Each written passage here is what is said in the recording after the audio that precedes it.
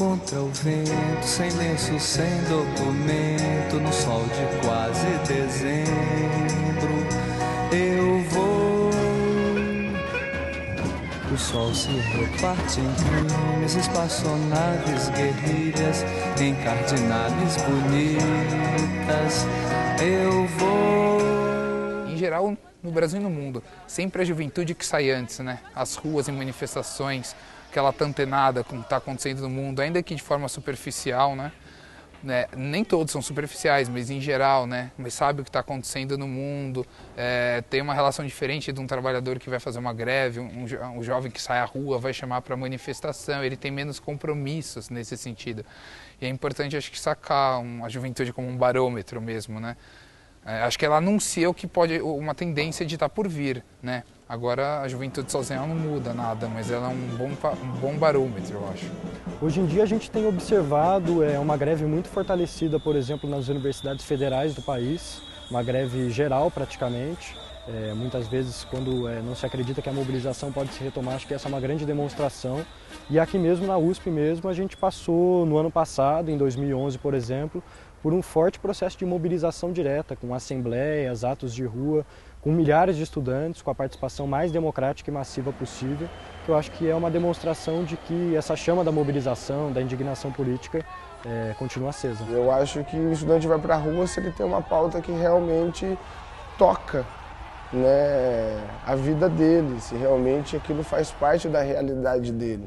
Nós colocamos muitos estudantes na rua, muitos estudantes em apitaços, pela diminuição das mensalidades, ou contra uma universidade que descaracterizou totalmente o ensino. A gente tem vários exemplos, por exemplo, desse ano, houve acampamento em Brasília, já 2 vezes, houve a Marcha dos Estudantes, houve a Jornada de Lutas, todas encabeçadas pela UNE, pela UE de São Paulo e dos outros estados todos do país, que mobilizaram assim, milhares e milhares de estudantes. Agora o governo Dilma quer empurrar a goela abaixo do movimento estudantil, os 7%, para daqui a 10 anos, que foram prometidos há 10 anos atrás.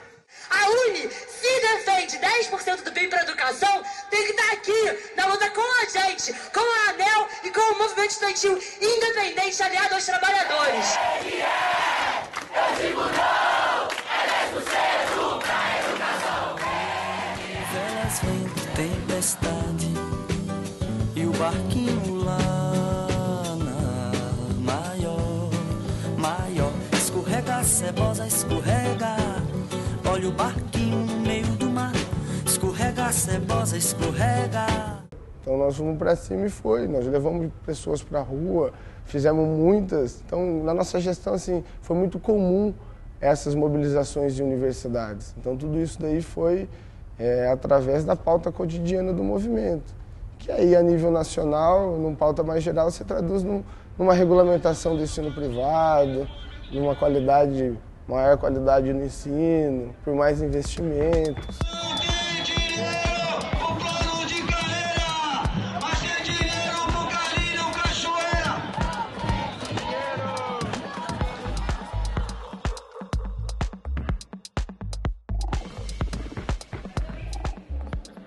O movimento ele mudou bastante a dinâmica, ou seja, assim, os estudantes eles não participam de forma constante, ele não tem todo o seu tempo voltado para as pautas do movimento ou para o movimento estudantil, mas eles têm boa parte da sua pauta a dedicação à universidade, a dedicação ao ensino que ele teve a oportunidade de cursar.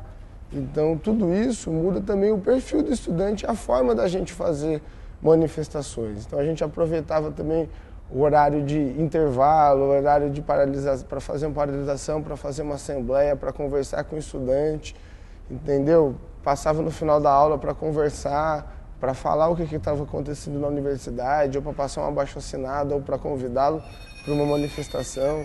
Então tudo isso são perfis dos estudantes, que os perfis dos estudantes mudaram.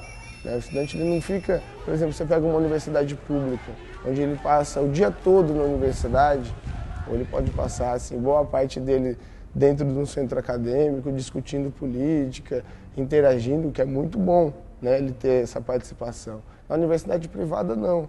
Às vezes ele não tem a mesma disponibilidade. E o movimento ele tem que se apresentar da mesma forma.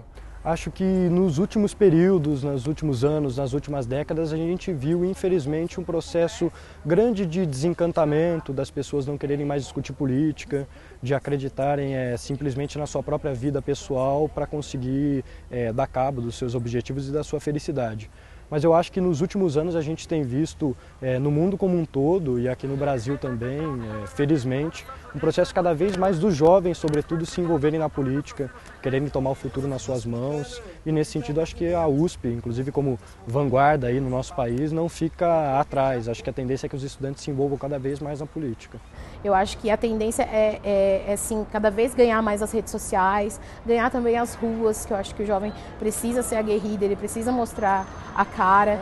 Eu acho que a partir do momento que você toma ciência do seu papel e do que, apesar de ser pouco, uma pessoa ou duas ou três podem fazer, você acaba agregando ao time e quantos mais formos, eu acho que mais forte a gente vai ser. O movimento estudantil nunca vai se enfraquecer, né? Ele já foi protagonista das maiores mudanças, das maiores batalhas aqui no nosso país e eu acredito que não vai esmorecer, não vai morrer. Apesar de muitas pessoas muitas vezes atacarem, falarem que está enfraquecido, eu acredito que ao contrário, cada vez mais ele se faz mais forte e com as mídias e com a participação dos jovens e com a ascensão do filho do trabalhador na universidade, com certeza ele vai se fortalecer ainda mais.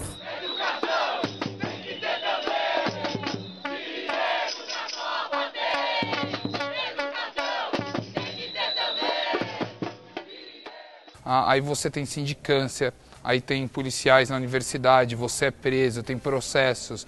Então eu acho que garantir minimamente a democracia na universidade, lutar contra a repressão, contra essa perseguição, é você garantir o livre direito de manifestação, de organização.